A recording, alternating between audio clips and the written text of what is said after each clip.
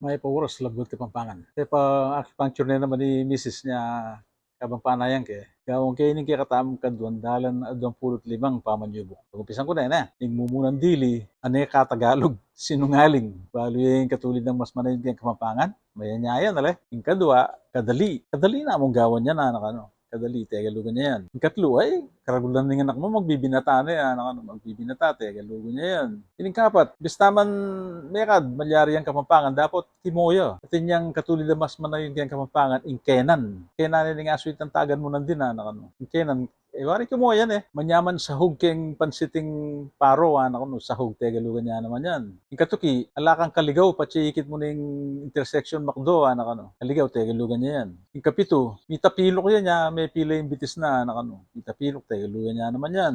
Yung kawalo, banya niya yun Payagan mo na yung manalbes yung anak mo, payagan, tegalugan niya naman yan. Tana mo, kami pala, ining kayo gulot ko, seafood house. Manyaman ni karelang dimsum kaya Basta man natin na kaya ikitaliwang ipanganan niya. Malagad na kami umamangan kaya Dito na mo, patseka pampangan tamo, panga pampangan tamo. Hindi kaya katamo anak, hindi kaya katamong mapu. Kaya tala pa nagalugan, panga pampanganan tala. Dakala salamat, Luid, tamo man.